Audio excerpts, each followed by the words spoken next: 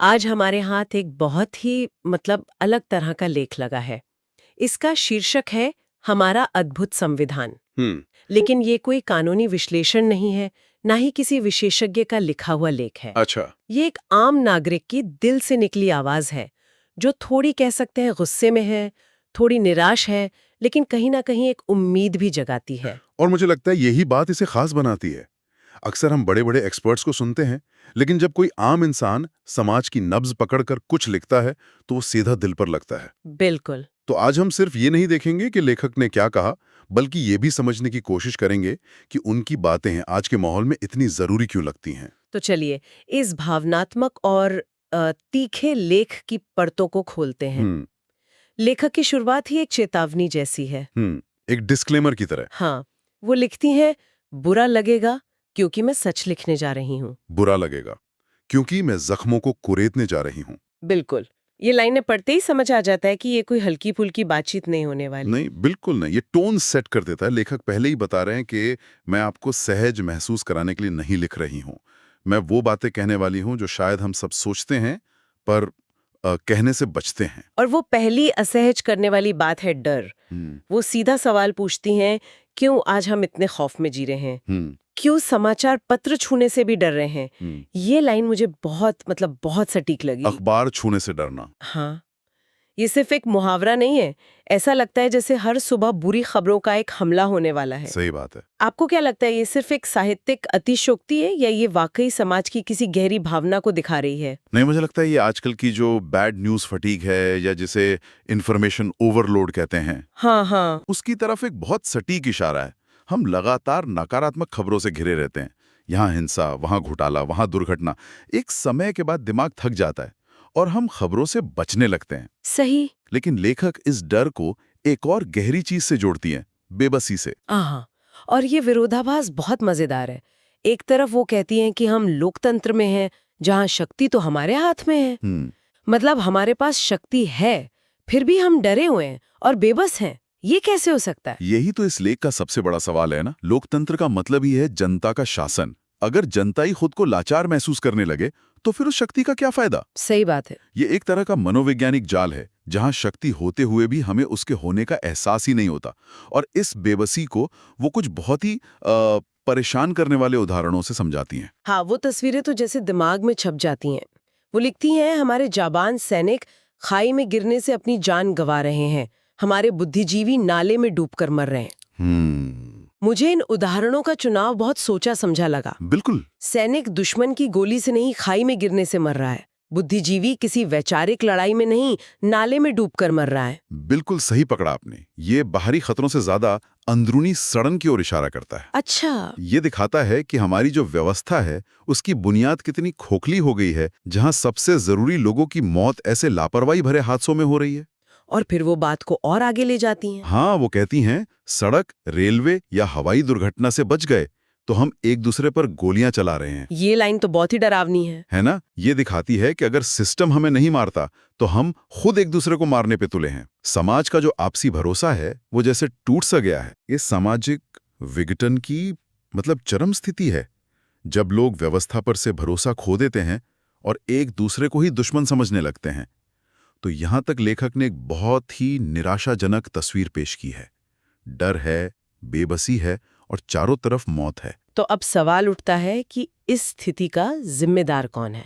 और यहाँ लेखक किसी नेता या पार्टी का नाम नहीं लेते, बल्कि शीशा सीधा हमारी तरफ घुमा देते हैं। जो कि सबसे मुश्किल काम है। हाँ, वो कहती हैं कि हम आपस में ही एक दूसरे पर उंगलियां उठा रहे हैं, पर गलती हमारी अपनी है, इस बात को नकार रहे हैं। यह सुनना थोड़ा मुश्किल लगता है। हाँ, क्योंकि अपनी गलती मानना सबसे मुश्किल काम होता है। और यहीं से लेख अपने केंद्रीय विचार पर आता है, नागरिक जिम्मेदारी। अच्छा। हम अक्सर यह कहकर बच निकलते हैं कि ऊपर से नीचे सब भ्रष्ट हैं। बिल्कुल। ये एक बहुत आसान डायलॉग है, हम सब ने कभी ना कभी बोला होगा। बिल्कुल, ये तो हमारा नेशनल पास टाइम जैसा है, सिस्टम को कोसना। लेकिन लेखक हमें इसी आरामदेह सोच से बाहर निकालते हैं। वो कहते हैं, पर हम ये भूल रहे हैं कि ऊपर से नीचे जो भ्रष्ट हैं वो हमारे कारण ही बने बैठे हैं। ये एक बहुत बड़ा और साहसी बयान है।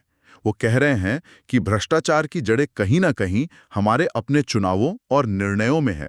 और वो इसकी वजह भी बताते हैं, तुच्छ स्वार्थ। हाँ, यानी हमारे छोटे छोटे फायदे। लेकिन क्या ये कहना सही है कि सिर्फ आम नागरिकों का छोटा मोटा स्वार्थ ही इतने बड़े भ्रष्टाचार के लिए जिम्मेदार है? मतलब क्या ये व्यवस्था की बड़ी मछलियों को बचाने जैसा नहीं है? देखिए, ये एक बहुत ही जायज सवाल है और शायद लेखक पूरी तरह से व्यवस्था की खामियों को संबोधित नहीं कर रहे हैं, लेकिन उनका जो दृष्टिकोण है वो नीचे से ऊपर देखने का है। ये एक classic tragedy of the Commons वाली स्थिति है। अच्छा। जब हर व्यक्ति अपने छोटे से फायदे के बारे में सोचता है, जैसे मेरा काम हो जाए भले ही छोटा सा झूठ बोलना पड़े, या मेरा उम्मीदवार मेरी जाति का है भले ही वो भ्रष्ट हो, तो अंत में पूरे समाज का बड़ा नुकसान होता है। सही बात है। लेखक इसी सामूहिक विफलता की ओर इशारा कर रहे हैं। वो कह रहे हैं कि जो लोग ऊपर बैठे हैं वो इसी स्वार्थ की सीढ़ी पर चढ़कर वहां पहुंचे हैं। मतलब हम एक ऐसा सिस्टम बना रहे हैं जहां निजी स्वार्थ को बढ़ावा मिलता है और फिर हम उसी सिस्टम के नतीजों पर हैरान होते हैं। बिल्कुल। ये तो बहुत ही निराशाजनक बात है। अगर हम ही समस्याएं हैं तो क्या कोई समाधान भी है, या लेखक हमें बस इस अंधेरे में छोड़ देते हैं? नहीं, और यहीं पर यह लेख एक बहुत खूबसूरत मोड़ लेता है। अच्छा। इतनी निराशा दिखाने के बाद लेखक एक समाधान पेश करते हैं, और वो समाधान है हमारा संविधान, जिसे वो एक अद्भुत पुस्तक कहते हैं। ये शब्द अद्भुत पुस्तक एक कानूनी दस्तावेज के लिए बहुत ही काव्यात्मक और शक्तिशाली है। हाँ, बिल्कुल। आमतौर पर हम संविधान को वकीलों और जजों की चीज मानते हैं। सही। आम आदमी के लिए तो वो एक मोटी उबाऊ किताब है, लेकिन लेखक उसे एक जादुई किताब की तरह पेश कर रहे हैं। और वो इसकी वजह भी बताते हैं। वो कहते हैं कि हमारे पूर्वजों ने इसे दिन रात मेहनत करके इसलिए बनाया ताकि हमें हथियार का सहारा ना लेना पड़े। ये बहुत गहरी बात है। बहुत गहरी। संविधान को यहाँ हिंसा के विकल्प के तौर पर देखा जा रहा है। ये सिर्फ नियमों का संग्रह नहीं है, बल्कि शांतिपूर्ण तरीके से लड़ने और अपने हक लेने का एक जरिया है। ये एक ऐसा ढांचा है जो हमें अपने मतभेदों को बिना खून खराबे के सुलझाने की शक्ति देता है। लेकिन जब लेखक कहते हैं कि इस पुस्तक में दी गई अपनी शक्तियों का प्रयोग करें, तो इसका असल में मतलब क्या है? ये सुनने में तो बहुत अच्छा लगता है, लेकिन एक आम इंसान के लिए इसका क्या मतलब है जो रोज की जिंदगी में उलझा हुआ है? ये थोड़ा अस्पष्ट नहीं लगता? बिल्कुल, और ये एक बहुत जरूरी सवाल है। जब हम संविधान की शक्तियों की बात करते हैं तो ये कोई हवाई बात नहीं है। इसका मतलब है असली ठोस अधिकार जो हर नागरिक के पास हैं। जैसे सूचना का अधिकार यानी आरटीआई। ये संविधान से मिली एक बहुत बड़ी ताकत है। आप सरकार के किसी भी विभाग से सीधे सवाल पूछ सकते हैं कि सड़क बनाने का पैसा कहाँ गया, या आपके इलाके में स्कूल क्यों नहीं बन रहा। ये कोई छोटी बात नहीं है, ये सीधे सरकार से जवाबदेही मांगना है। और शायद जनहित याचिका यानी पीआईएल भी इसी का एक उदाहरण है। बिल्कुल, जनहित याचिका पीआईएल एक और जबरदस्त शक्ति है। अगर आपके इलाके में प्रदूषण की समस्या है या कोई बड़ा मुद्दा है जिससे पूरा समाज प्रभावित हो रहा है, तो कोई भी नागरिक सीधे हाई कोर्ट या सुप्रीम कोर्ट जा सकता है। अच्छा। आपको बड़ा वकील होने की जरूरत नहीं है। ये हैं वो हथियार जिनके लेखक बात कर रहे हैं, कानूनी और शांतिपूर्ण हथियार। तो लेखक का संदेश है कि हम एक दूसरे पर उंगलियां उठाने या गोलियां चलाने की बजाय इन हथियारों का इस्तेमाल करना सीखें। हाँ। लेकिन वो ये भी मानती हैं कि आसान नहीं है। वो लिखती हैं कि इसके लिए ज्ञान के साथ साथ धैर्य की आवश्यकता होगी। मतलब ये कोई 2 मिनट वाला नूडल्स समाधान नहीं है। नहीं, बिल्कुल नहीं। इसमें मेहनत लगेगी, समय लगेगा और शायद निराशा भी हाथ लगेगी। लेकिन लेखक का तर्क है कि ये रास्ता हिंसा और अराजकता के रास्ते से तो बेहतर ही है। ये निष्क्रिय रहकर शिकायत करने वाले से एक सक्रिय और जानकार नागरिक बनने का सफर है। ठीक है, तो यहाँ तक हमें समस्या मिल गई जो है डर और बेबसी। हाँ। उसकी जड़ भी जो है हमारा अपना स्वार्थ, और समाधान भी संविधान की शक्ति। बिल्कुल। तो इस लेख ने हमें डर की भावना से लेकर नागरिक जिम्मेदारी, फिर संविधान की शक्ति और अंत में एक अजीब सपने के जरिए आत्ममंथन तक का एक पूरा सफर कराया। ये सिर्फ एक लेख नहीं है, एक नागरिक की अपील है। बिल्कुल, ये हमें निष्क्रिय रहकर सिर्फ व्यवस्था को कोसने की बजाय सक्रिय और जागरूक नागरिक बनने का आह्वान करता है।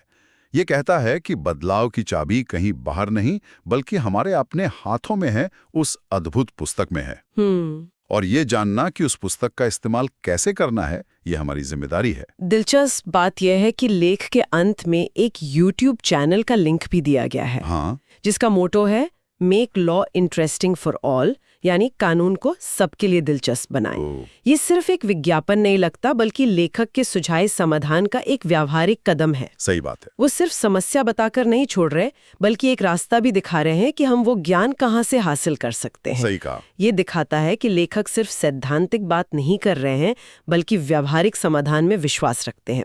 और ये हमें एक आखिरी विचार के साथ छोड़ जाता है। क्या है वो विचार? लेखक का मानना है कि संविधान की शक्तियों को जानना पहला कदम है, लेकिन शायद उससे भी पहले एक और कदम है। वो क्या? वो है यह विश्वास करना कि हमारे छोटे छोटे व्यक्तिगत प्रयास, जैसे एक आरटीआई फाइल करना या एक पीआईएल के बारे में सोचना, वाकई कोई फर्क ला सकते हैं। तो असली सवाल यह है, हमारी सबसे बड़ी समस्या ज्ञान की कमी है या फिर उम्मीद की कमी? क्या हम ये मानने लगे हैं कि कुछ नहीं बदल सकता और इसलिए हम कोशिश ही नहीं करते? ये सवाल लेखक हमारे लिए छोड़ जाते हैं।